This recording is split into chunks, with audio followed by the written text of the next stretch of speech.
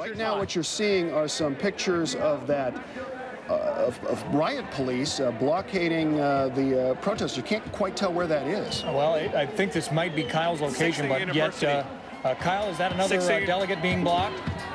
Yes, this is a delegate being blocked right here at 6th and University. I've seen this gentleman earlier today try to get through. He wasn't successful. Once again, he's trying to get through. The officers, the state patrol officers, are trying to work from the other side. They're trying to make a wedge so he can get through. But it seems that this time the protesters are taking a stand. They're being about 4 or 5 deep and making kind of almost like surrounding the delegate. He seems to be pretty exasperated. We're going to come off. Just bear with us with our picture. We're trying to move closer to the scene. This delegate is trying to move through here, and he appears pretty adamant about getting through, but police are, right now, state troopers are trying to make a pathway through the protesters to get through, but as you can see, let's listen in. I have a very broad sympathy, and we have a very good program which goes in your direction, the European position. You should know about it.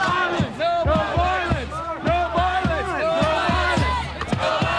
They said the police, as you can see, state patrol right now are trying to maneuver him through this protest line.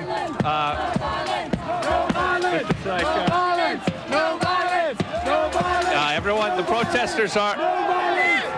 Here we go. This appears to be the delegate appears to be making it through. This is taking a lot of activity. Protesters are sitting down. Protesters are now sitting down.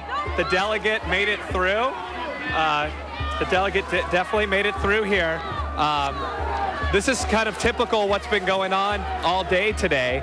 And now the protesters are sitting down.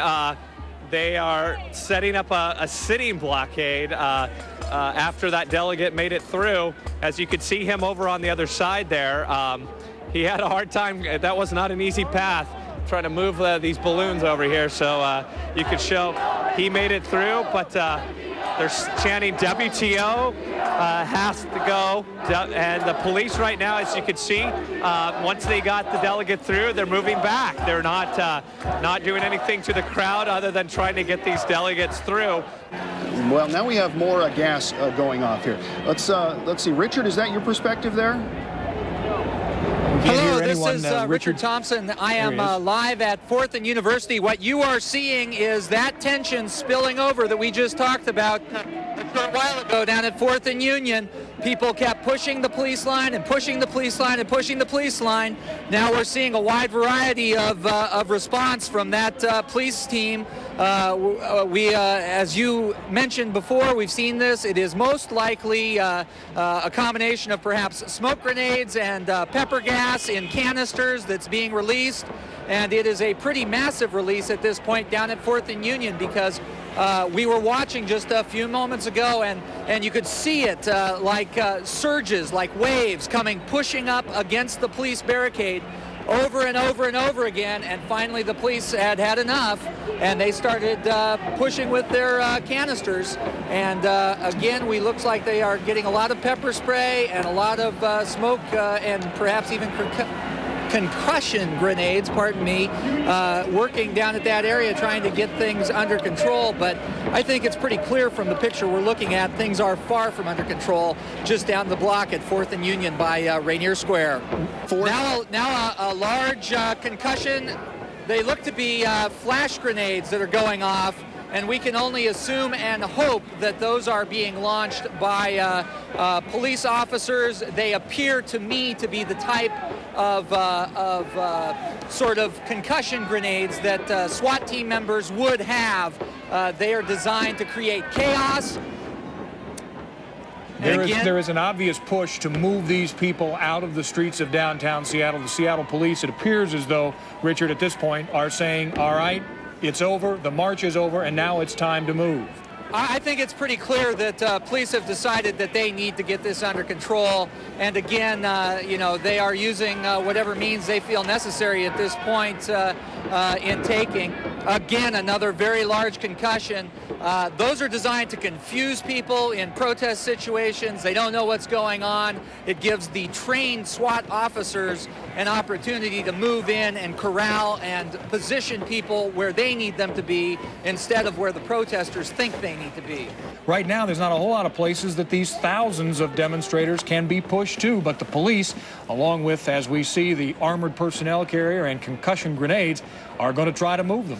They are, and they are having some success. If you can take a look at that picture, they were all up at 4th and Union, and they've been pushed back about a block now. So obviously the tear gas, pepper spray, and concussion grenades having some effect on those protesters there. Police, to me, from this distance, appear to have a decent handle on the line of protesters, which is certainly very good to see. As you can see, we've had this display of force from police, and they are now pushing them farther north. Again, another flash up ahead, as I think you probably saw. Neal Karlinsky is on the phone in the midst of this. Neal, are you there?